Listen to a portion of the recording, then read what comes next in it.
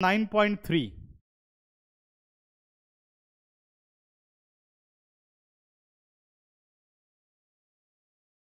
ठीक है, एक एक क्वेश्चन हम डिस्कस करते जाते हैं, जो बहुत सिंपल रहेंगे उन्हें छोड़ दें। ठीक है, क्वेश्चन नंबर 1 कह रहा है बेटा, reduce the following equation into slope intercept form. ठीक है, पहले इसके एग्जांपल्स भी थे और general equation of a line एक टॉपिक भी था, वो सब डिलीट हो चुका है, तो इसे हमें अपने हिसाब से ही समझना पड़ेगा और इतना मुश्किल नहीं है। डिलीट हो गया तब भी कोई प्रॉब्लम नहीं है, वो हम सॉल्व कर लेंगे। ठीक है ना। तो क्वेश्चन नंबर 1 में बेटा कुछ पार्ट्स हमें दे रखे हैं। ये कह रहा है reduce the following equation in slope intercept form and find their slopes and y intercept. अगर स्लोप इंटरसेप्ट फॉर्म में ये रिड्यूस करने को कह रहा है, इसका मतलब, और वाई इंटरसेप्ट के बारे में बात कर रहा है, तो यानी इक्वेशन की जो बेसिक फॉर्म होनी चाहिए वो होनी चाहिए y is equal to m x plus सी।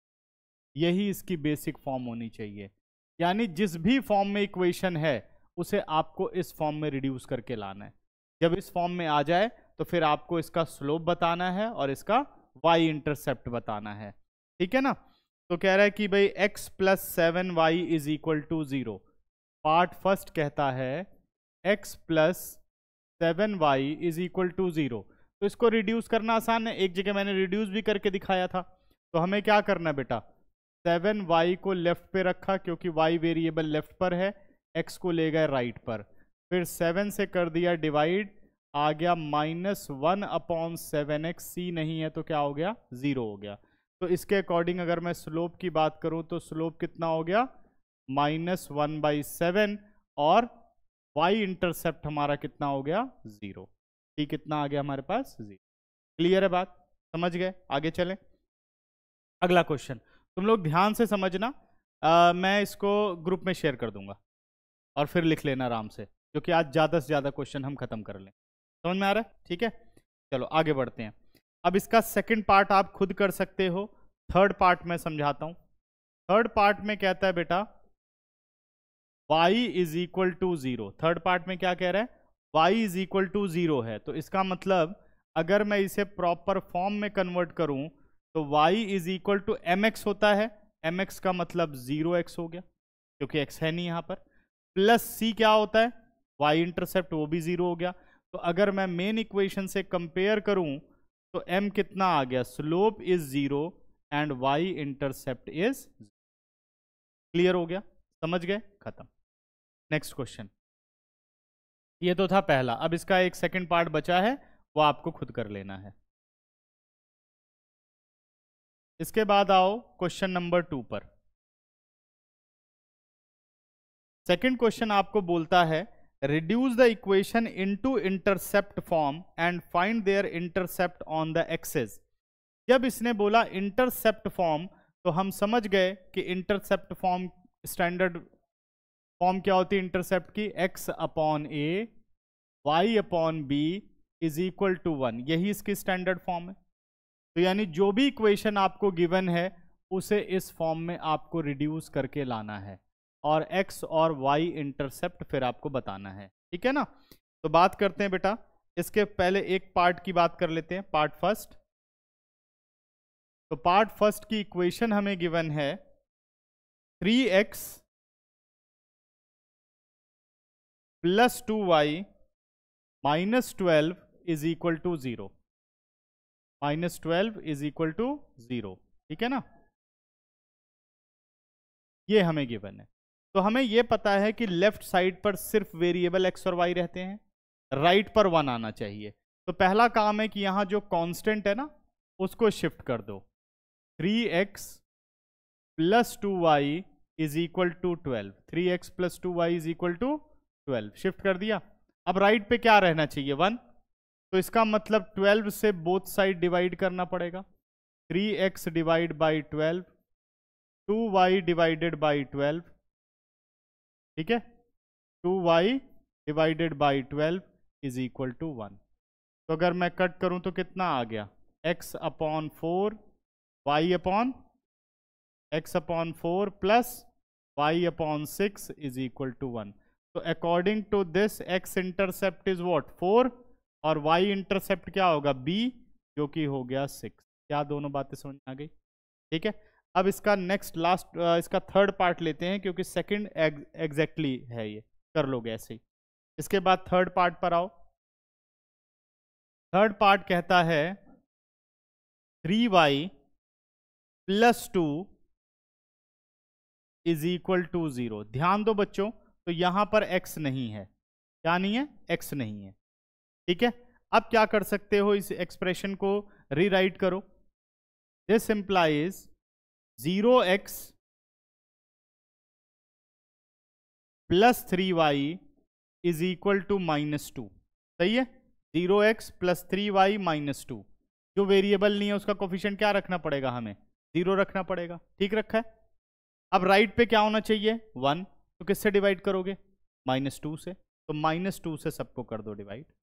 ठीक है, तो ये आ गया हमारे पास 0x upon -2 plus 3y upon -2 upon -2 हो गया 1।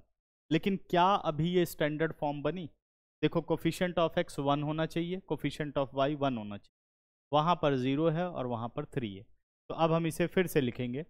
This implies x upon -2 upon 0, ये देखो रेसिप्रोकल होकर के वही बन जाएगा, प्लस y अपॉन -2/3, रेसिप्रोकल के बाद सेम बन जाए। अब x इंटरसेप्ट समथिंग अपॉन 0 क्या होता है? Not defined. 0 नहीं होता, नॉट डिफाइंड ना। तो this implies intercept with x axis क्या हो गया? नॉट डिफाइंड, कुछ है ही नहीं। और इंटरसेप्ट विद y एक्सिस कितना हो गया? -2/3। ये दो क्वेश्चन इस तरीके से करने थे। ठीक है, देख ये समझ में आ गया जो मैंने फॉर्म चेंज की है। जैसे मान लो 0 है, अगर इसको आप सॉल्व करो तो ये रेसिप्रोकल हो जाएगा, तो 0 ऊपर चला गया। उसी को बस नेक्स्ट इस फॉर्म में कन्वर्ट कर दिया, x upon a plus y. हाँ ठीक है ना, उसके साथ ही रेसिप्रोकल होगा। इसके बाद -2/3 3/2 था, रेसिप्रोकल हो गया। सेम क्वेश्चन बन जाएगा, बस प्रेजेंटेशन चेंज करनी है। अरेंजमेंट ऐसी होनी चाहिए कि इंटरसेप्ट फॉर्म बन जाए, x upon a plus y upon b is equal to 1।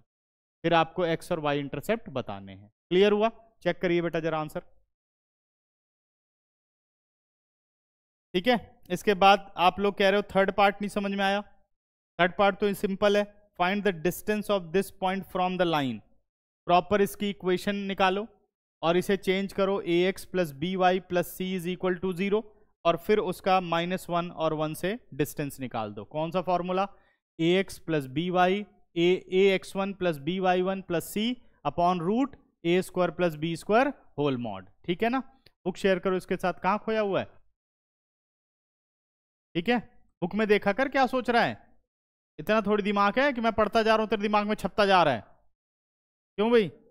अगला क्वेश्चन नंबर 4 बेटा, find the point on x axis whose distance from x/3 plus y/4 is equal to 1 are 4 units. ठीक है, ऐसा एक question हमने किया था, याद है? अभी जो मैंने मिसलेनियस में कराया था, distance of a point, find the distance of a point from y axis, उसका भी डिस्टेंस 4 यूनिट था। ये x एक्सिस है, करूं सॉल्व? हो जाएगा। ठीक है, चल क्वेश्चन नंबर 4 देखो, एक बार फिर से रिवाइज कर लो तुम लोग, इंपॉर्टेंट क्वेश्चन है ये। फोर्थ क्वेश्चन क्या कहता है?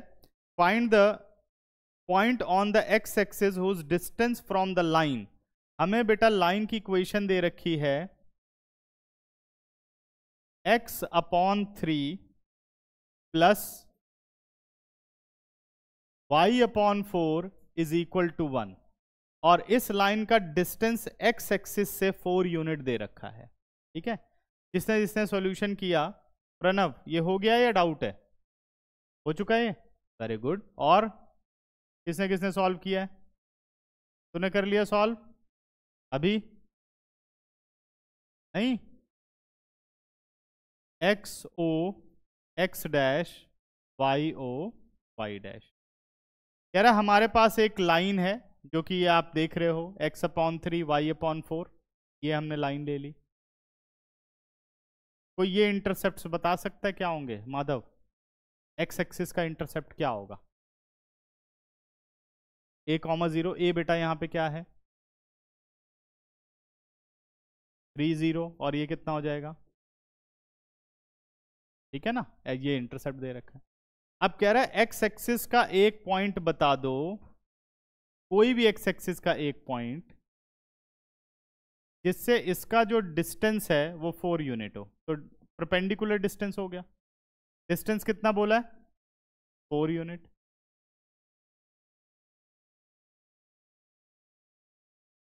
यही डिस्टेंस बोला है।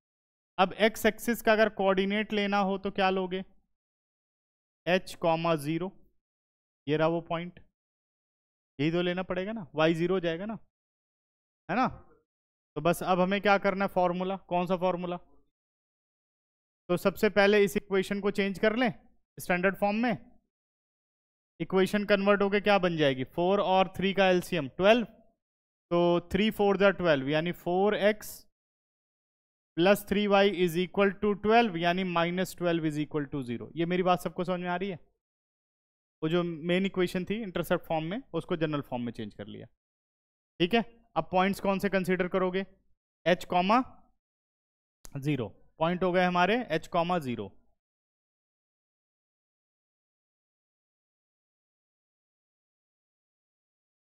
ठीक है, तो अब डिस्टेंस फॉर्मूला क्या कहता है? ये कहता है ax1 plus by1 plus c upon root a² plus b² whole mod, यही कहता है। ठीक है ना, समझ गए? ये हो गया हमारा मेन फॉर्मूला। अब इसके अकॉर्डिंग लाइन की इक्वेशन क्या है, जल्दी बताओ।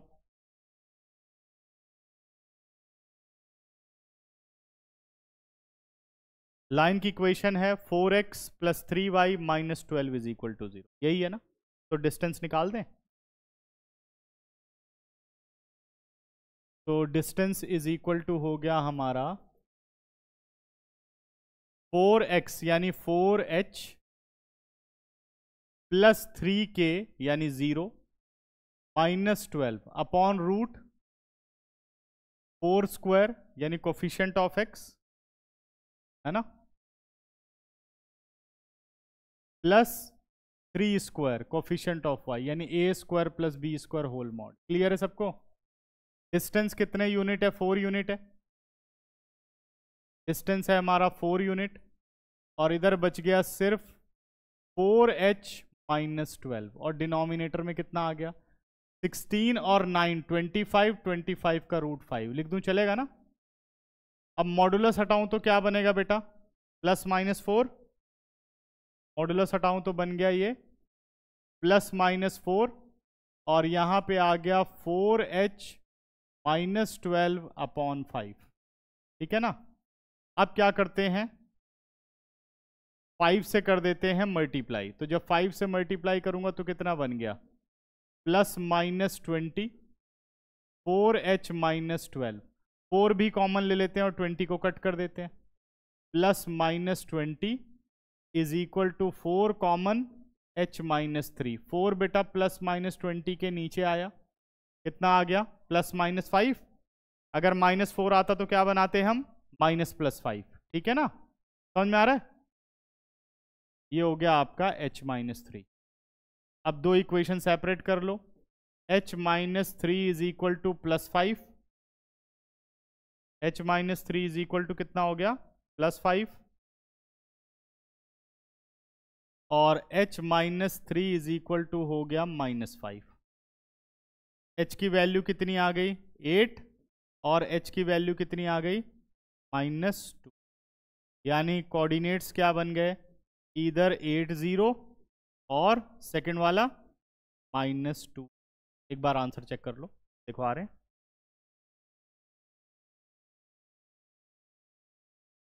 कोई डाउट इसमें? देख लो ध्यान से। तो जितनी अच्छी ज्योमेट्री समझोगे उतने आराम से इसके क्वेश्चन निकाल ले जाओ। ज्योमेट्री जितनी बढ़िया बना लोगे उतना आराम से क्वेश्चन। ठीक है ना, इसके बाद आओ क्वेश्चन नंबर ये था हमारा क्वेश्चन नंबर कौन सा था, ये 4 था। 5th पे बेटा, 5th कह रहा find the distance between parallel lines. तो पैरेलल लाइंस वाला डिस्टेंस तो कर लोगे, हो जाएगा ना। कौन सा होगा, C2 minus C1 upon root A square plus B square whole mod. तो इसका मैं आपको सेकंड पार्ट करके दिखाता हूं क्वेश्चन नंबर 5 का। फर्स्ट तुम लोग कर डालोगे, ठीक है। क्वेश्चन नंबर 5, 5th का सेकंड पार्ट कहता है L x plus y is equal to plus p is equal to 0। ये कह रहा है L into x plus y plus p is equal to 0। तो मैं बना लेता हूं इसकी standard form, L x plus L y plus p is equal to 0। ये हो गई हमारी पहली इक्वेशन। दूसरी इक्वेशन कहता है L x plus y minus r is equal to 0, यानी बन गया L x plus L y minus r is equal to 0। क्या ये दोनों लाइनें पैरेलल हैं? A1 upon A2 1, B1 upon B2 1 और C1 अपॉन C2 तो पता ही नहीं है, लेकिन इसने बोला कि ये लाइनें पैरेलल है, ठीक है ना, समझ गए। तो वैसे भी अगर स्लोप की बात करें तो वाला मेथड तो यहाँ काम नहीं कर रहा। स्लोप देखो, minus coefficient of x upon coefficient of y -1 minus coefficient of x upon coefficient of y -1। तो दोनों के स्लोप बराबर है, यस लाइन पैरेलल है। समझ में आया, ठीक है ना। तो 10th वाले से तो नहीं बता पाया, इससे पता चल रहा है पैरेलल लाइन से। अब इसमें बात करें तो कैपिटल ए कितना है, कैपिटल ए एल है, कैपिटल बी कितना है, वो भी एल है, C1 कितना है, P है, और C2 कितना है बेटा, -R है। तो डिस्टेंस बिटवीन पैरेलल लाइन का क्या फॉर्मूला होता है, C2 minus C1 upon root A square plus B square whole mod. तो C2 कितना हो गया -R, C1 कितना हो गया -P upon root L square plus L square.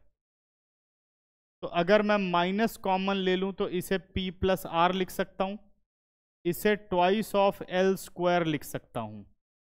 Minus का मॉड क्या होता है, माइनस का मॉड प्लस होता है ना, तो इस माइनस को खत्म कर देते हैं, सीधा आ गया हमारे पास P प्लस R मॉड और होल अपॉन डिनोमिनेटर में क्या आ गया √2L। चेक करो, या पूरा ही मॉड कर दो, L भी कोई ना कोई कोफिशिएंट होगा, ज़्यादा ठीक है, अपॉन √2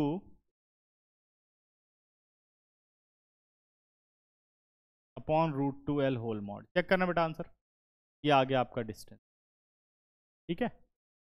ऐसे करना इसे, क्या आंसर आ रहा है, हाँ वो मॉडुलस है तो इसलिए बाहर लिख दे, चलेगा, इतना कुछ नहीं होता, ठीक है ना, समझ गए यहाँ तक। अगला क्वेश्चन, ये था हमारा क्वेश्चन नंबर 5 का सेकंड पार्ट। आगे आते हैं क्वेश्चन नंबर 6 बेटा, find the equation of line parallel to this line and passing through that point. कह रहा है एक लाइन की इक्वेशन बताओ जो इस लाइन के पैरेलल है। इसकी बस ज्योमेट्री बनाऊंगा, देखता हूं आप लोग समझ पाए कि नहीं, ठीक है। कह रहा है एक लाइन की इक्वेशन बताओ जिसका आपको पासिंग पॉइंट दे रखा है, ठीक है। पासिंग पॉइंट हो गया हमारे पास इस लाइन का -2 3, मान लो इसका पासिंग पॉइंट हो गया -2 3, और ये लाइन पैरेलल है इस लाइन के। लाइन की बच्चों जनरल इक्वेशन हो गई 3x - 4y + 2 = 0। 3x - 4y + 2 = 0। आपको लाइन मान लो, इसको मैं नाम दे देता हूं L1 और इसको मैं नाम देता हूं L2, ठीक है। क्या करना होता है क्वेश्चन में कि भाई जिस लाइन की इक्वेशन निकालनी है उसका पासिंग पॉइंट चाहिए और स्लोप चाहिए। स्लोप के कितने रिलेशन, 3 ही relation, parallel, perpendicular, angle between two lines, है ना। तो पासिंग पॉइंट मेरे पास है, मुझे स्लोप चाहिए, तो इसने कहा ये इस लाइन के पैरेलल है, तो क्या करना चाहिए, slope equal, very good, L2 का स्लोप निकाल लेंगे, minus coefficient of x upon coefficient of y, कितना आ गया -3/-4 यानी 3/4 हो गया। तो जो इसका स्लोप है L2 का वही L1 का है। तो L1 का स्लोप 3/4 हो गया, पासिंग पॉइंट हमारा हो गया -2 3, तो क्या बन गई y minus Y one m x minus x, हो जाएगा, है ना, हो जाएगा ना। आगे बढ़ते हैं, ये था क्वेश्चन नंबर 6। क्वेश्चन नंबर 7 आइए बेटा, find the equation of a line perpendicular to this line. कह रहा आपको उस लाइन की इक्वेशन बतानी जो इस लाइन पे परपेंडिकुलर है, and having x intercept 3। x intercept 3 का मतलब क्या हो गया? क्वेश्चन नंबर 7, बिल्कुल ठीक है। कोऑर्डिनेट क्या बने बेटा? 3 0, शाबाश। तो लाइन के पासिंग पॉइंट हमें पता चल गए 3 0। कह रहा एक लाइन की बस ऐसे ज्योमेट्री समझ के रखनी है और अपने आप हो जाएगा। और ज्योमेट्री चाहे पता चल जाए लेकिन बनाओ जरूर। कह रहा एक लाइन की इक्वेशन निकालनी है जिसका x इंटरसेप्ट कितना है 3। x इंटरसेप्ट कितना है 3। इसका मतलब लाइन का पासिंग पॉइंट हो गया 3 0। लाइन का पासिंग पॉइंट क्या हो गया 3 0, ये मेरे पास है। और ये लाइन परपेंडिकुलर है इस लाइन के, यानी स्लोप यहीं छुपा हुआ है।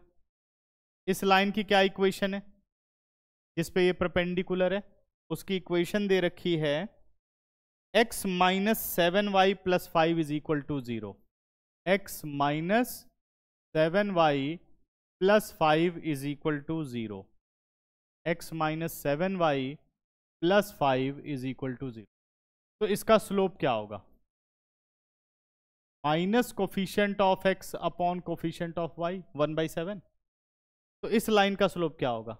L1 का, मान लो इसको L1 नाम दे देते, इसका स्लोप क्या होगा? -7। m1 इंटू m2 कितना होगा? -1। तो m1 हमारा हो गया, मान लो L1 का स्लोप, तो m2 कितना हो गया? -7। तो यानी मुझे इसका स्लोप मिल गया, पासिंग पॉइंट 3 0 है। What is equation? y minus Y one m x minus x one. समझ गए? कुछ मुश्किल? ठीक है, आगे बढ़े। देखो यहां से बेटा पासिंग पॉइंट पता चल गए। कह रहा उस लाइन की इक्वेशन बताओ जिसका x इंटरसेप्ट 3 है। तो मैं समझ गया कि लाइन का पासिंग पॉइंट हो गया 3 0। ठीक है, अब लाइन का स्लोप चाहिए। कह रहा and this line is perpendicular to that line. ये इसकी इक्वेशन दे रखी है लाइन की जिसके ये परपेंडिकुलर है। तो इसका मतलब स्लोप कहाँ छुपा है? जब लाइनें परपेंडिकुलर है। स्लोप कहाँ छुपा है? जो लाइनें पैरेलल है। स्लोप कहाँ छुपा है? Angle between these two lines. सारे सिचुएशंस हम कर चुके हैं, ठीक है ना। तो पैरेलल और परपेंडिकुलर में तो ज्यादा कोई दिक्कत होती नहीं है। ज्यादा दिक्कत कहाँ होती है? एंगल बिटवीन टू लाइंस में, ठीक है ना। तो पैरेलल में क्या हुआ? सीधा वही स्लोप।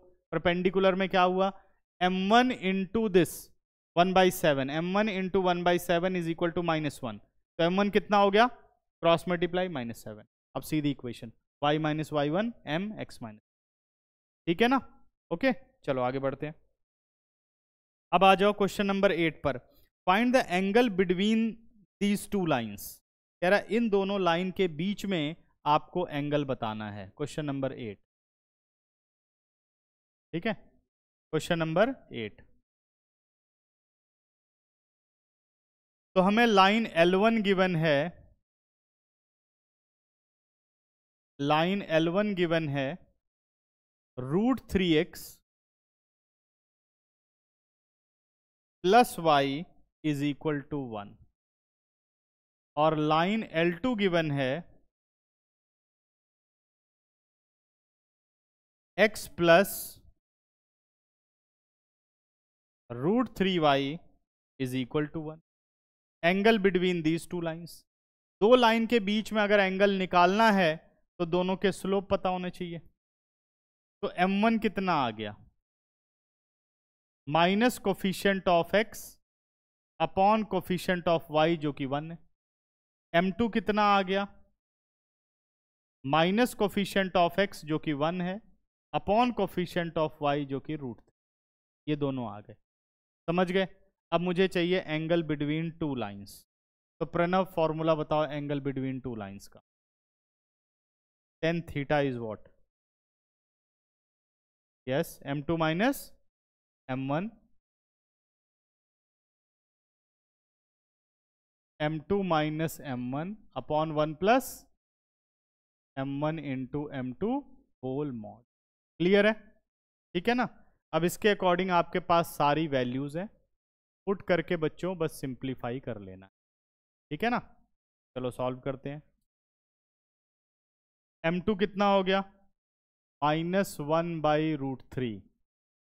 m1 माइनस और माइनस प्लस √3, और डिनोमिनेटर में क्या आ गया? 1 प्लस -1/√3 इंटू -√3। देखते जाओ। √3 बेटा एलसीएम ले लिया, -1 + 3 अपॉन √3, और डिनोमिनेटर में √3 कट गया, माइनस और माइनस +1। न्यूमरेटर में आ गया हमारे पास 2/√3, डिनोमिनेटर में आ गया 2, सिंप्लीफाई किया तो 1/√3 मॉड। यही होगा ना, 2 से 2 कट जाएगा। तो फाइनल आंसर क्या आ गया? After the mod it is 1/√3। तो tan थीटा किसके बराबर है? 1/√3 के।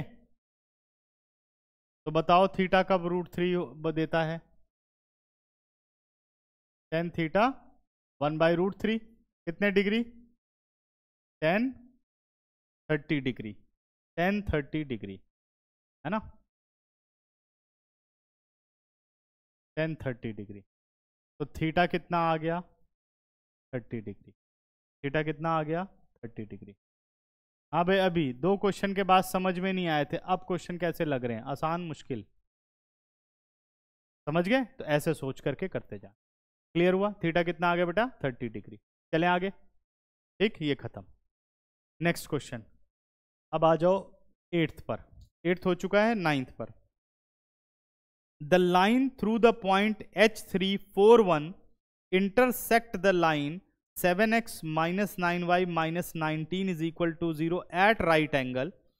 Find the value of h. बिल्कुल सिंपल है। कह रहा है एक लाइन इन दोनों पॉइंट से पास कर रही है और इस लाइन पर परपेंडिकुलर है बेटा।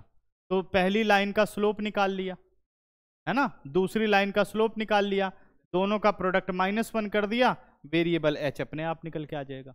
हो जाएगा ना, खत्म। तो 9th को करने की मतलब कर लेना तुम लोग, मैं नहीं कराऊंगा। Question number 10। Prove that the line through the point x1 y1 and parallel to this line is this one. देखो कितना सिंपल है, देखने में मुश्किल लग रहा है। क्या बोल रहा है क्वेश्चन नंबर 10th? कह रहा है prove that the line through the point x1 y1, एक लाइन है जो x1 y1 पॉइंट से पास करती है। मान लो ये लाइन है, x1 y1 से ये पास कर रही है। कहां से पास कर रही है? x1 y1 से। ये पॉइंट P हो गया जिसके कोऑर्डिनेट हो गए x1 y1। ठीक है। उसके बाद कहता है and parallel to this line, और पैरेलल है बच्चों इस लाइन के, और इस लाइन की इक्वेशन जनरल फॉर्म में गिवन है, और वो इक्वेशन है आपकी ax plus by plus c is equal to 0। कह रहा आप इक्वेशन प्रूव करो, ax minus x1 plus by minus y1 0। देखो कितना इजी है। अगर मैं बात करूं, ये लाइन L1 हो गई और ये लाइन L2 हो गई, तो बता सकते हो स्लोप क्या होगा लाइन L2 का? Minus coefficient of x upon coefficient of y। तो because L1 parallel to L2, तो क्या कह सकता हूं? M1 is equal to M2 होगा। अगर M1 M2 के बराबर हो गया तो M1 कितना आ गया बच्चों? -a upon. अब निकालो equation of L1। Equation of L1, अगर L1 की इक्वेशन की बात करूं तो y माइनस y1, यही पासिंग पॉइंट है, m यानी -a/b x माइनस x1, यही तो लिखोगे। वेरिएबल है तो वेरिएबल फॉर्म में सब कुछ लिखा जाएगा। अब b को करो क्रॉस मल्टीप्लाई। ठीक है, b को क्या करते हैं हम? Cross multiply. तो ये हमारे पास आ गया, this implies b into y minus y1 is equal to -a into x minus x1, -a into x minus. अब ले आओ आप लेफ्ट साइड पर, यह आ गया a x minus x1 plus B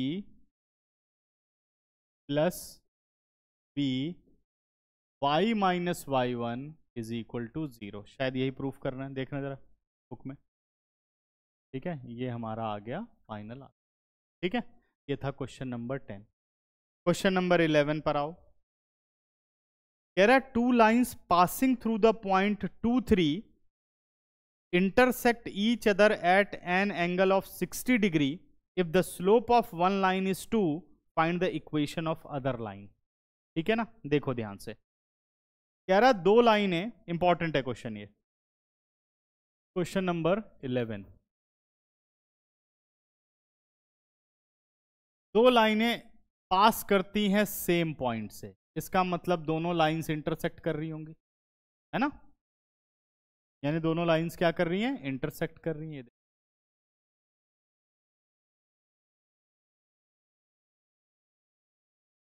ये हो गया।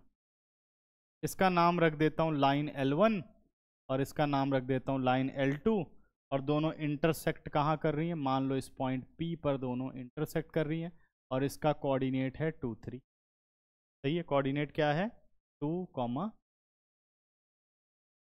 ये समझ में आया सबको। ठीक है, क्लियर है। एक लाइन का स्लोप हमें दे रखा है 2। If the slope of one line is 2, find the equation of other line.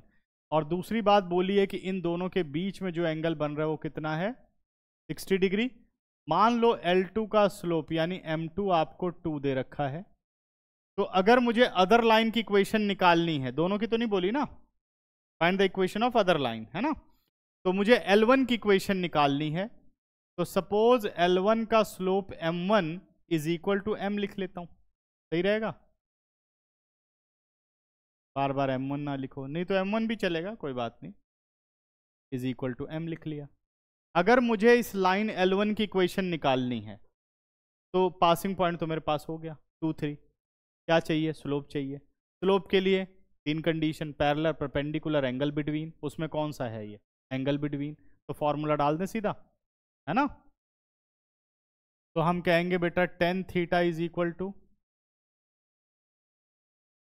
M2 minus M1, tan theta is equal to M2 minus M1 upon 1 plus M1 into M2 whole mod, M1 into M2 whole mod. ठीक है, अब tan theta का मतलब tan 60 degree, tan theta का मतलब tan 60 degree. Value of M2 is 2, M1 is M, और नीचे क्या आ गया 1 प्लस 2 इंटू M। बात सही है। tan 60 डिग्री की वैल्यू बता सकते हो क्या होगी, इसमें सब कैलकुलेशन में मात खाते हैं तभी प्रॉब्लम आती है। इसमें कितनी आई हमारे पास वैल्यू, √3। हाँ, तो पहले √3 लिख लेता हूं, फिर कर देंगे चेंज। कितना आ गया बेटा 2 माइनस M, और नीचे आ गया 1 प्लस 2। अब मॉड हटाते हैं और यहां पर प्लस माइनस लगा देते हैं।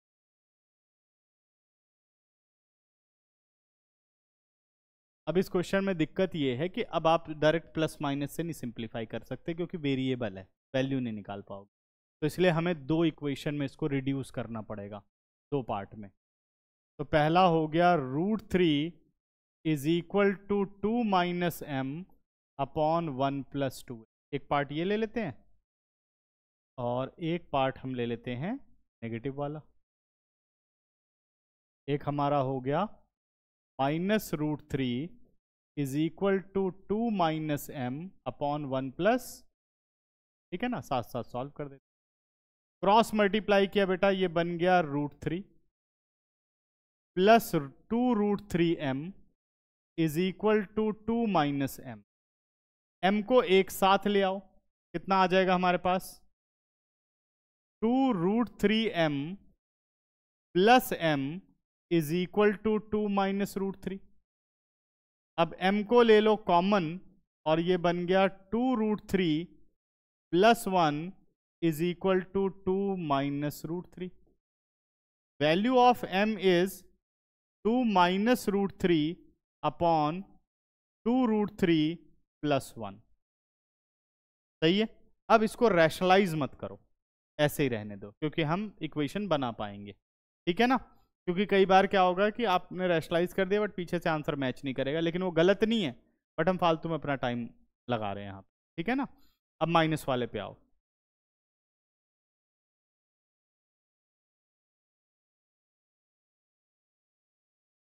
ठीक है, तो माइनस वाला आप सॉल्व करते हैं। दिस इंप्लाइज, क्रॉस मल्टीप्लाई करूं बेटा तो -√3 -2√3m is equal to 2 - m। यहां 2√3 को शिफ्ट करो, 2 को इधर ले आओ, ये आ गया हमारे पास, या इसको ऐसे कर लेते हैं, m पॉजिटिव हो गया, -2√3m हो गया, ये हो गया 2 + √3। इन दोनों में से m को ले लेते हैं कॉमन, 1 - 2√3 इज इक्वल टू 2 + √3। अब m की वैल्यू कितनी आ गई, 2 + √3 अपॉन 1 - 2√3 अपॉन 1 - 2√3। ठीक है ना। पहले वाले केस से इक्वेशन निकालते हैं, इक्वेशन ऑफ L1, दोनों स्लोप आ चुके हैं हमारे पास। इक्वेशन ऑफ L1 तो क्या रहेगा बेटा, y - y1 यानी 3, ये पासिंग पॉइंट हो गया, और स्लोप क्या हो गया, x - x1, 2 - √3, 2√3 + 1 into x - x1 जो कि 2 है। अब कर दो क्रॉस मल्टीप्लाई। ठीक है, अब क्रॉस मल्टीप्लाई करते हुए ध्यान रखो कि y को अलग अलग मल्टीप्लाई नहीं करना है, y वेरिएबल पूरा इसके साथ ही रखना है, और ऐसे ही x वेरिएबल रखना है। ये सारी कैलकुलेशन की बात है और कुछ नहीं है इसमें। -2 इंटू 2 - √3। अब सॉल्व करूं तो ये पूरा y से मल्टीप्लाई हुआ, 2√3 + 1 इंटू वाई। अब 3 से पूरा ओपन कर दो क्योंकि कांस्टेंट है, तो कितना आ गया, -6√3 - 3। ये अपना एज इट इज रहेगा। 2 - √3x, इसको ओपन किया, -4 + 2√3। क्या समझ में आ रहा है? ठीक है ना, कैलकुलेशन देख रहे हो। तो इसकी कैलकुलेशन कुछ इस तरीके से करनी है तो हम आंसर को मैच कर पाएंगे। ठीक है ना। अच्छा, अब आगे बढ़ते हैं। दिस इंप्लाइज, सब कुछ मैं राइट पे ले जा रहा हूं और फिर फ्लिप करके लेफ्ट पे लिख रहा हूं। ये लिखा 2 - √3x -2√3 + 1y। ठीक है, अब बेटा -3 उधर गया, -4 के साथ तो -1, 6 उधर गया तो आ गया 8√3 - 1 इज इक्वल टू 0। और सेकंड वाला पार्ट एज इट इज आपको सॉल्व कर लो। जरा एक बार आंसर मैच करो, देखो आ रहा है। इसका आंसर आ गया था प्रणव, अब समझ में आया? चेक करो, सेकंड पार्ट अब हो जाएगा, जरा फर्स्ट पार्ट चेक करो।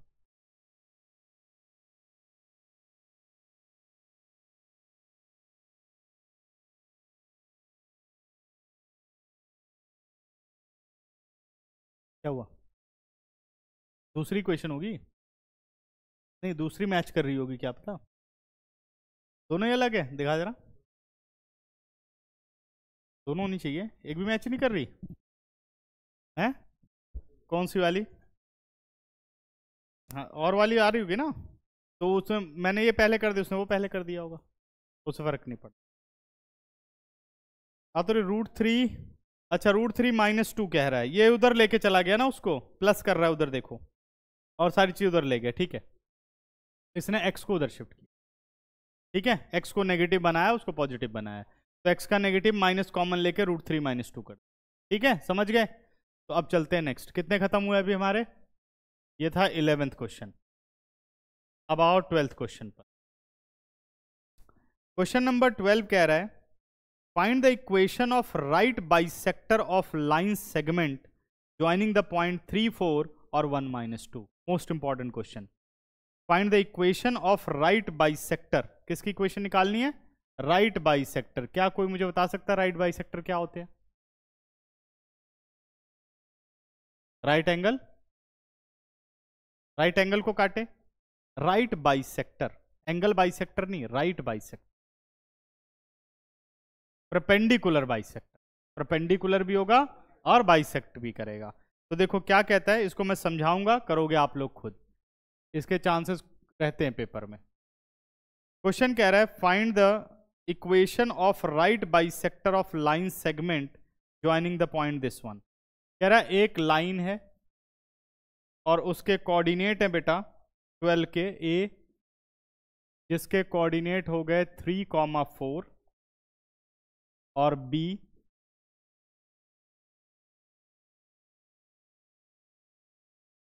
के कोऑर्डिनेट हो गए -1,2। कह रहा राइट बाइसेक्टर की इक्वेशन बतानी है। मान लो ये हो गया हमारे पास पी क्यू, P, Q और ये पॉइंट हो गया हमारा M, ये राइट बाइसेक्टर है, यानी AM इज इक्वल टू, ठीक है, AM is equal to MB, ये है हमारे PQ की इक्वेशन बतानी है। तो अब ना तो स्लोप है ना ही पासिंग पॉइंट है, तो सिंपल सी बात है, because M is mid point, तो सेक्शन फॉर्मूला से M के कोऑर्डिनेट निकल जाएंगे। क्योंकि PQ AB पर परपेंडिकुलर है तो AB का स्लोप निकाला, नेगेटिव रेसिप्रोकल स्लोप हो जाएगा PQ का, तो PQ का स्लोप मिल गया, PQ का पासिंग पॉइंट मिल गया, मतलब सेक्शन फॉर्मूला लगाना है, स्लोप का कॉन्सेप्ट लगाना है और फिर PQ की इक्वेशन हो जाएगी ना, y minus y1 m x minus x1। कोई डाउट तो नहीं किसी को, समझ में आ गया? m कैसे निकलेगा? मिड पॉइंट रूल से, x1 plus x2 upon 2, y1 plus y2 upon 2, फिर AB का स्लोप निकालो और उसकी हेल्प से PQ, क्योंकि slope of PQ into slope of AB is -1। ठीक है, अब आते हैं क्वेश्चन नंबर 13 पर। Find the coordinates of foot of the perpendicular from the point -1,3 to the line. बेटा फुट ऑफ परपेंडिकुलर कैसे निकालोगे? उसको क्या कर रहा है? हाँ, लेकिन कोई जरूरी नहीं बेटा वो मिड पॉइंट हो। हाँ बिल्कुल ठीक है, यस। चलो देखते हैं, एक बार मैं आपसे समझता हूं इस बात को। हमें कह रहा है कि एक लाइन है बेटा, find the coordinate of foot of perpendicular from the point to the line. Line की इक्वेशन है हमारे पास 3x minus 4y, 3x minus 4y minus 16 is equal to 0। ये लाइन की इक्वेशन है। कह रहा find the foot of perpendicular on the line from the point. मान लो ये P है, इसके कोऑर्डिनेट क्या हो गए? इसके कोऑर्डिनेट हो गए -1,3। चलो माधव समझाओ कैसे, मतलब आपको फुट ऑफ परपेंडिकुलर का मीनिंग समझे? ये Q कोऑर्डिनेट निकालना, हाँ, और वो हेड है। ठीक है, तो अब Q के कोऑर्डिनेट कैसे निकलेंगे? बिल्कुल ठीक है, शाबाश। PQ का भी स्लोप आ गया, गुड। फिर PQ की इक्वेशन आ गई। अभी बेटा Q नहीं निकाला हमने, वो तो इक्वेशन आई ना। हाँ ठीक है सोचो, बिल्कुल ठीक, शाबाश, इतना तक ठीक है। PQ की इक्वेशन निकालोगे आप, हो जाएगी ना PQ की इक्वेशन। जब PQ की इक्वेशन हो गई तो दो लाइनें अगर इंटरसेक्ट करती हैं तो कितने पॉइंट पर इंटरसेक्ट करती? यूनिक। दो लाइनें यूनिक पॉइंट पे इंटरसेक्ट कर सकती, यूनिक पॉइंट है ना। अगर ये फुट ऑफ परपेंडिकुलर तो Q के अलावा कोई और इंटरसेक्शन पॉइंट नहीं हो सकता, चाहे 90 डिग्री बन रहा है। समझ गए?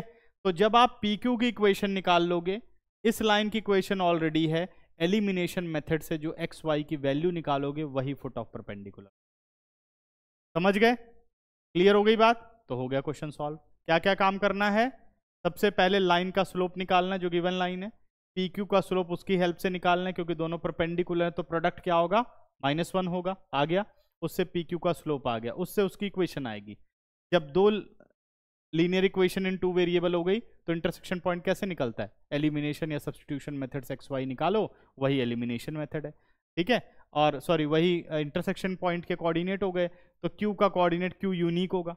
भाई दो लाइनें एक ही पॉइंट पे तो काट सकती हैं, एंगल जो मर्जी बने, चाहे 90 बने, 60 बने, 30 बने। ठीक है ना, तो Q के कोऑर्डिनेट आ गए, वही हमारे हैं फुट ऑफ परपेंडिकुलर। तो एक ये इंपॉर्टेंट क्वेश्चन है, ऐसे मतलब बेसिक क्वेश्चन पेपर में आ जाते हैं। ठीक है ना। इसके बाद अब आता है हमारा नेक्स्ट क्वेश्चन। ये कौन सा खत्म हुआ? 13, 14 देखो। Find the perpendicular from the origin to the line y is equal to mx plus C, meet it at the point -1, 2, find the value of m and c। ये हो चुका है मेरे ख्याल से। प्रणव ने पूरी एक्सरसाइज करी है, बाकी तो किसी ने करा नहीं है। ये डाउट है? ठीक है, क्या बोलता है ये क्वेश्चन? कह रहा है the perpendicular from the origin to the line. चलो बनाते हैं बेटा पहले इसको।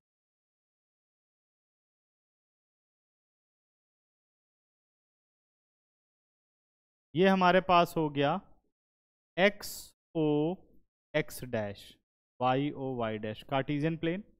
एक लाइन है जिसकी इक्वेशन हमें दे रखी है। क्या इक्वेशन है? y is equal to m x plus c, यही है ना। y is equal to m x plus c. इस लाइन पर ओरिजिन से परपेंडिकुलर आ रहा है। कहाँ से परपेंडिकुलर आ रहा है? ओरिजिन से। इस पे परपेंडिकुलर आ रहा है, और वो कहाँ मिलता है लाइन को? -1, 2 पे मिलता है। यार मुझे इधर बनाना चाहिए था, बट समझ लो बना दिए इधर ही। तो कितना आगे रफ फिगर है ये? -1, 2। किस पे मिलता है ये? -1, 2 पर। -1, 2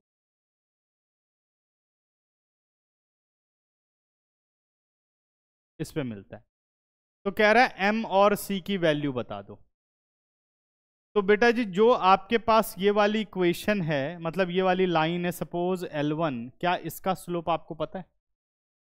L1 का स्लोप ध्यान से देखो, y is equal to mx plus C equation है। तो L1 का स्लोप कितना हो गया? यानी M1 हमारे पास कितना हो गया? m हो गया। इसको OP मान लेता हूँ। क्या मान लेता हूँ? OP। ये P पॉइंट मान, ठीक है। तो स्लोप ऑफ OP बता सकते हो क्या होगा? क्या होगा? हाँ, स्लोप ऑफ OP निकाल सकते हैं बेटा, पहले ये बताओ। निकाल सकते हैं ना? तो स्लोप ऑफ OP निकाल लेते हैं, क्योंकि हमें जो OP है उसके दोनों कोऑर्डिनेट पता है, 0, 0 और -1, 2। निकाल सकता हूँ ना, है ना। y2 माइनस y1 यानी 2 - 0 upon x2 - x1। x2 - x1 कितना स्लोप आ गया? -2 आ। अब दोनों के स्लोप प्रोडक्ट होकर के क्या देंगे? 1/2। सीधे लिख दूं क्या? चलो लिख देता हूं। Slope of OP multiply with slope of L1 कितना आएगा? -1। OP का स्लोप कितना है बेटा? -2। और L1 का स्लोप कितना है? m -1। What about m? m is 1/2। निकल के आ गया, m की वैल्यू आ गई। अब मुझे c की वैल्यू चाहिए। इक्वेशन क्या है? y is equal to m x plus c. y is equal to m x plus c, है ना, because p lies on y is equal to m x plus c. p के coordinate क्या है? -1, 2। तो क्या इस लाइन की equation को सेटिस्फाई करेंगे? करेंगे ना। इसी लाइन की इक्वेशन पे ये p आ रहा है, p के कोऑर्डिनेट है -1, 2, तो सेटिस्फाई करेंगे। तो y की जगह कितना आ गया? y की जगह 2 आ गया। m पहले ही निकाल चुके हो, x की जगह -1 आ गया प्लस सी, यानी 2 - 1/2 plus C. What is the value of c? 2 + 1/2, 4 + 1। c कितना आ गया बेटा? 5/2। चेक करो दोनों आंसर, चेक करो, देखो आ रहा है। ठीक है, समझ में आया?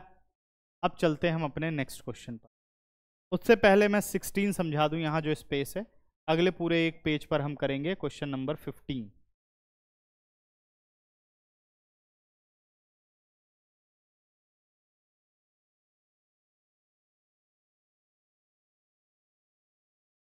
देखो क्वेश्चन नंबर 16 कह रहा है in triangle ABC with vertices A, B and C, question number 16 में हमें एक ट्राइंगल गिवन है ABC और इस ट्राइंगल के वर्टेक्स हैं आपके पास A, B और C। वर्टेक्स के कोऑर्डिनेट हैं 2, 3, दूसरे कोऑर्डिनेट हैं 4, -1 B और C है हमारे पास 1, 2। करेक्ट है, ये है।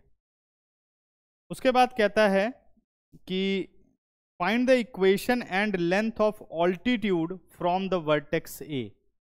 कह रहा है इक्वेशन बता दो और लेंथ ऑफ ऑल्टीट्यूड बता दो वर्टेक्स ए से। ये देखिए ध्यान से, मान लो AM हो गया हमारे पास ऑल्टीट्यूड। हाँ 90, ऑल्टीट्यूड का मतलब 90 हो गया है ना। ऑल्टीट्यूड की इक्वेशन निकालनी है। तो अब ट्राइंगल ना देख करके ध्यान से देखो, BC is a line segment और a line AM is perpendicular on it. तो आराम से AM की इक्वेशन निकल जाएगी। अब AM की इक्वेशन निकल गई, वो तो एक अलग पार्ट हो गया, निकाल लिया भाई। स्लोप BC का निकाला, उसका नेगेटिव रेसिप्रोकल AM का स्लोप हुआ, उससे AM की इक्वेशन निकल गई। अब आपको चाहिए लेंथ ऑफ AM। तो perpendicular distance from a point on the line BC, तो BC की भी इक्वेशन चाहिए। कौन सा फॉर्मूला लगाना पड़ेगा? 2 पॉइंट फॉर्म वाला। कर लोगे? अच्छा, ये भी एक मेथड हो सकता है, लेकिन इक्वेशन तो BC की चाहिए ही चाहिए। फिर AX1 + BY1 + C/√A² + B²। बेटा जब ये डिस्टेंस निकालना पड़ेगा तो distance of a point from a line. नहीं, ये तो पॉइंट गिवन है ना, बिना इक्वेशन के कैसे होगा? A पॉइंट गिवन है 2, 3। अब इसका जो डिस्टेंस है लाइन BC से बताना है, कैसे बताओगे? BC की इक्वेशन चाहिए ना। तो BC की इक्वेशन निकालोगे, पहले स्लोप निकालोगे, स्लोप पहले निकाल चुके हो, अब इक्वेशन निकालो y - y1 mx - x1। फिर इसे जनरल फॉर्म में चेंज करो। कौन सी फॉर्म बनेगी? AX + BY + C = 0। उसके बाद फॉर्मूला हो जाएगा। छोड़ दूं? ये तुम लोगों को खुद करना है, ठीक है ना। अब बढ़ते हैं आगे। इसके बाद पहले हम इसका लास्ट क्वेश्चन 17 लेते हैं, फिर 15 करेंगे। अब आओ क्वेश्चन नंबर 17, मोस्ट इंपॉर्टेंट। ये सब इंपॉर्टेंट है क्वेश्चन जितने भी देख रहे हो आप, जिसमें कॉन्सेप्ट लग रहे हैं, ठीक है ना। क्वेश्चन कहता है if P is length of perpendicular from the origin to the line whose intercept on the axis is this one, then show that। ठीक है, ये हो गया वे प्रणव क्वेश्चन, हो गया वाला। ये भी डाउट है? देखो कह रहा है एक लाइन है जिसका x और y इंटरसेप्ट गिवन है, जिसका x और y इंटरसेप्ट गिवन है। तो लाइन बना लेते हैं। मान लो ये लाइन हो गई, x इंटरसेप्ट A है और y इंटरसेप्ट B है, तो ये कोऑर्डिनेट पता चल गए, A0 और 0B। और परपेंडिकुलर फ्रॉम द ओरिजिन इस पे आ रहा है, और इसकी जो लेंथ है परपेंडिकुलर फ्रॉम द ओरिजिन जो आ रहा है वो P यूनिट है। एक बार क्वेश्चन फिर से पढ़ लो, ये कितना है? P यूनिट है। कह रहा प्रूफ करो 1/P² is equal to 1/A² + 1/B। बच्चों देखो ध्यान से, यही है क्वेश्चन, पढ़ लिया फिर से, ठीक है। अच्छा अब ध्यान से देखो, तो ओरिजिन के जो कोऑर्डिनेट है वो क्या है? 0, 0। इन तीनों वेरिएबल को मिलाना है, A, B और P को। तो हम समझ गए कि जो P है वो है perpendicular from 0, 0 on this line. Intercept is A and B on the corresponding axis. समझ में आ रहा है? क्लियर हुआ? अच्छा अब समझते हैं फिर ये क्वेश्चन होगा कैसे। तो अगर आपने देख लिया भाई distance of a point from a line, इसका मतलब ये हो गया कि हमें लाइन की इक्वेशन चाहिए। तो लाइन की इक्वेशन निकाल लेते हैं, इसको नाम दे देता हूं L, ठीक है। इक्वेशन ऑफ लाइन एल निकाल लेते हैं। तो निकालो इक्वेशन ऑफ लाइन एल, क्योंकि इंटरसेप्ट फॉर्म है तो हम इसी फॉर्म में निकाल लेते हैं। x upon A Y upon B is equal to 1। अब इसमें हम क्या चालाकी करेंगे, क्योंकि हमें वेरिएबल तो नीचे ही दे रखे हैं 1/1, तो मैं एलसीएम नहीं लूंगा कि ए बी एलसीएम लेके मैं जनरल फॉर्म बनाऊं, है ना। मैं जनरल फॉर्म इस तरीके से बनाऊंगा, दिस इंप्लाइज ए x1 यानी 1/a इंटू एक्स, by1 यानी 1/b इंटू वाई, प्लस सी यानी -1 इज इक्वल टू 0। क्या मेरी बात सबको समझ में आई? मैंने कोफिशिएंट को क्या कर दिया, जो नीचे a था उसे क्या लिख दिया 1/a, और जो नीचे b था उसे लिख दिया 1/b। डायरेक्ट भी कर सकते हो, समझाने के लिए डिटेल कर दी, ठीक है ना। समझ में आई बात?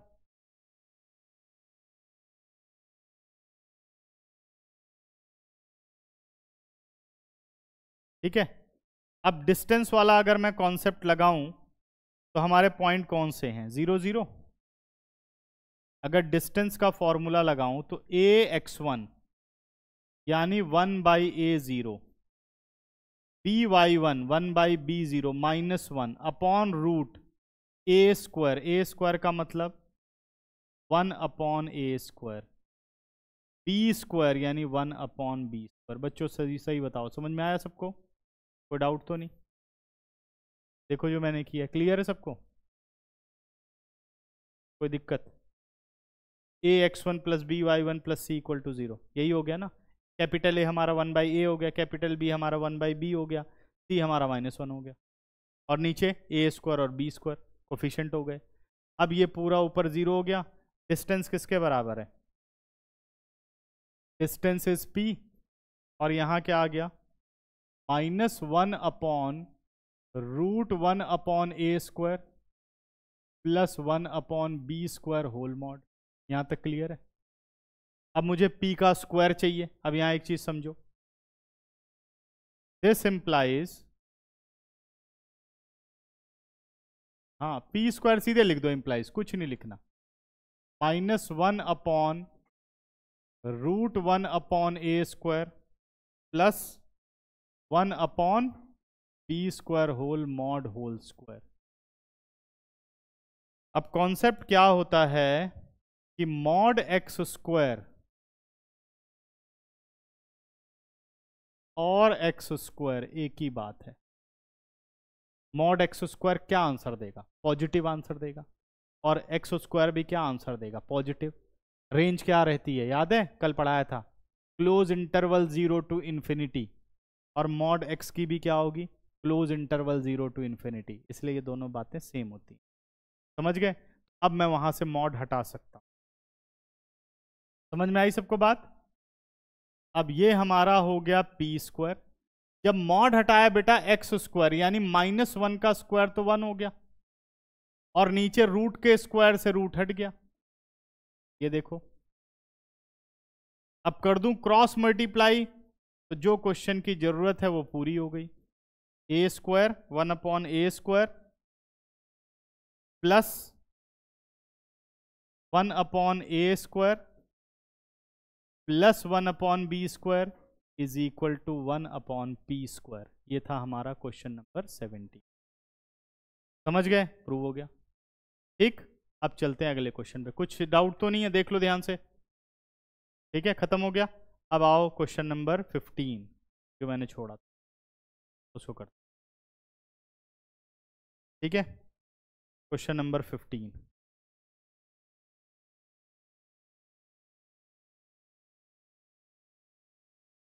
क्या कहता है? Question number 15, if P and Q are the lengths of perpendicular from the origin to the line। हमारे पास दो लाइंस दे रखी हैं। सपोज ये लाइन हो गई हमारी L1, और एक और लाइन हमें दे रखी है, सपोज ये लाइन हो गई हमारे पास L2। ठीक है, लाइन L1 और ये है हमारे पास लाइन L2। लाइन L1 और ये है हमारे पास लाइन एल, ठीक है ना। कह रहा है P and Q are the lengths of perpendicular from the origin to the lines, और लाइन की इक्वेशन दे रखी है पहली L1 की, x cos theta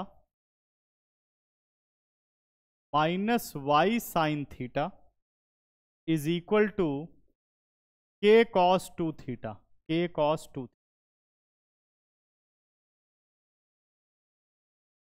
k cos 2 theta पहली लाइन। और दूसरी लाइन हमें दे रखी है लाइन L2,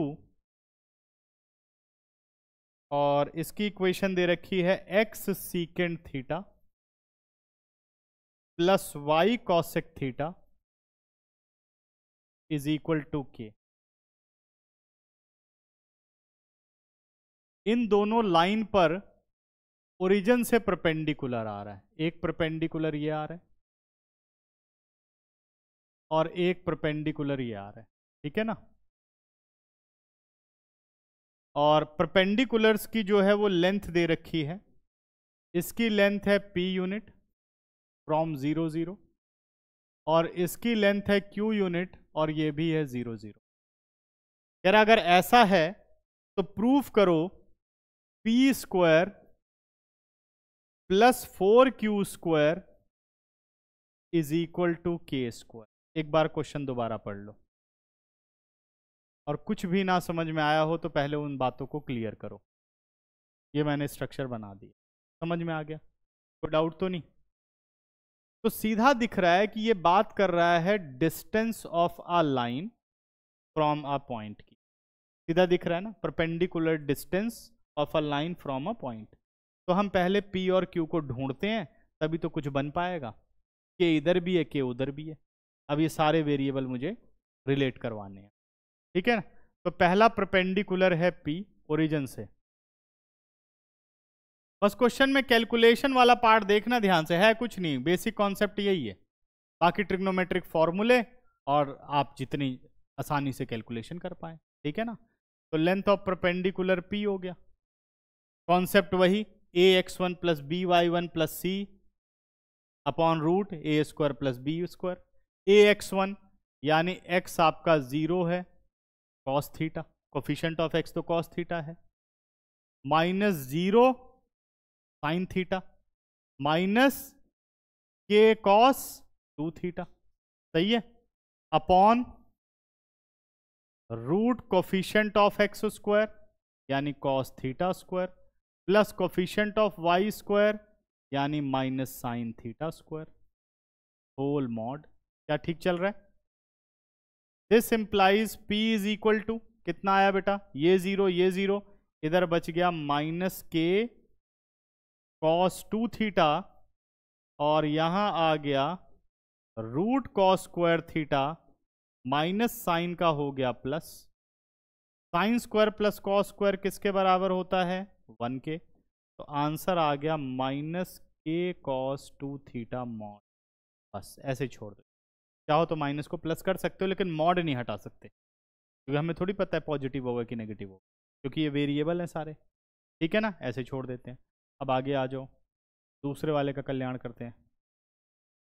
Q की बात करूं तो length of perpendicular from the origin on this line ax1 यानी 0 सीकेंट थीटा प्लस 0 कॉसेक है, शायद कॉस नहीं है, कॉसेक है, चेक करने जरा, हाँ कॉसेक है, ये गलत लिख दी, y cosec,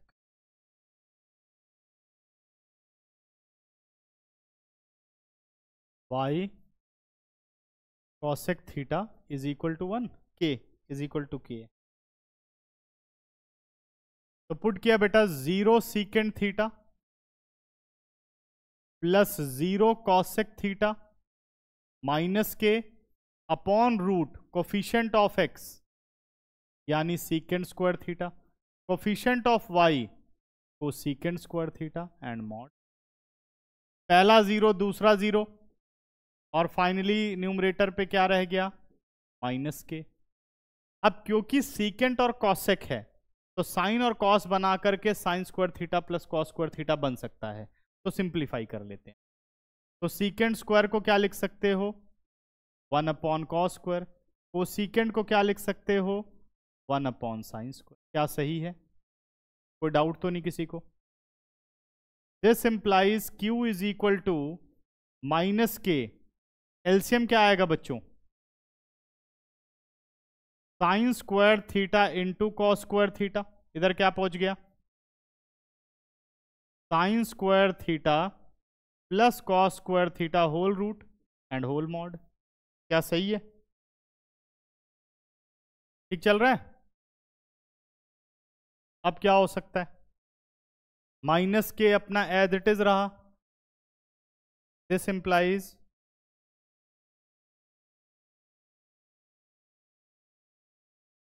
Q is equal to minus के अपॉन, ये तो 1 हो गया, sine square plus cos square, 1 sine square theta into cos square theta whole root.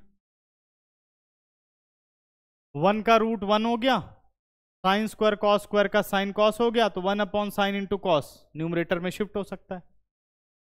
तो this implies Q is equal to minus K sine theta into cos theta whole. क्या ठीक है? ये सबको समझ में आ गया? नीचे वाला 1 तो कोई मतलब ही नहीं, खत्म हो गया। 1 तो 1 है, शो करो या ना करो। अब लेते हैं क्वेश्चन का LHS। P और Q की वैल्यू आ गई। क्या लिया हमने? LHS। LHS क्या कहता है? P square plus 4Q square. तो P स्क्वायर का मतलब ये पूरी वैल्यू हो गई, minus K cos 2 theta mod whole square. ध्यान दो जरा बच्चों, प्लस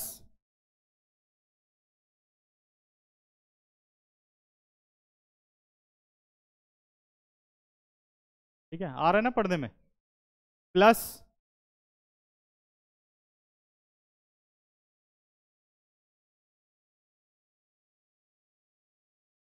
ठीक है। अब आगे बढ़ते हैं, प्लस माइनस के 4Q स्क्वायर है ना, 4Q स्क्वायर। तो ये हमारे पास हो गया 4 into minus K sine theta into cos theta mod whole square. अभी हमने पढ़ा था कि mod square is equal to mod X square is X square. तो अगर स्क्वायर है तो मॉडुलस हटाए जा सकते हैं। अगर ये मॉडुलस हटा दिए तो ये आ गया 4, इसको तो चलने देते हैं, ये तो पता ही है लेफ्ट साइड चल ही रहा है। तो this value is equal to, mod हटा, माइनस के का स्क्वायर क्या हो गया? के स्क्वायर, और इधर क्या बन गया? Cos square 2 theta. 4 as it is, ये क्या बना बेटा?